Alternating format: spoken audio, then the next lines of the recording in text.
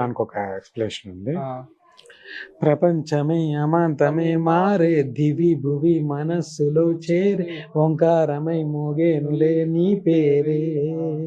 Big bang థియరీలో ఓంకారం పుట్టింది. So నా ప్రపంచం అమాంతంగా మారిపోయింది. దివి భువి మనసులో చేరాయి.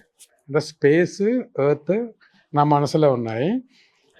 ఒక పేరు మోగింది, అది ఓంకారం లాగా మోగుతుంది.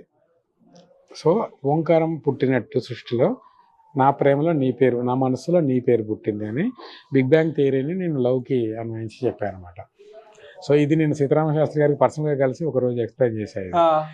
బాగుందిరా అబ్బాయి, కానీ ఇది అర్థం అవ్వట్లేదు, ఇది వెళ్ళి అందరికి చెప్తావేంటి అన్నారు ఆయన. అంటే సార్ మాకు మీటర్ అంటూ ఒకటి ఉంటుంది కదా సార్, అందులో అంటే పట్టేటట్టే రాయగలుగుతాం కదా, అంటే అది బాగుంది, నువ్వు చెప్తే అర్థమవుతుంది, అది చెప్పాలి, అది మీనింగ్ అన్నట్టుగా ఆయన అన్నారనమాట. ఈ బిగ్ బ్యాంగ్ థియరీ ఇది వాడాలనేది మీ ఐడియా? నా ఐడియా. ఓకే.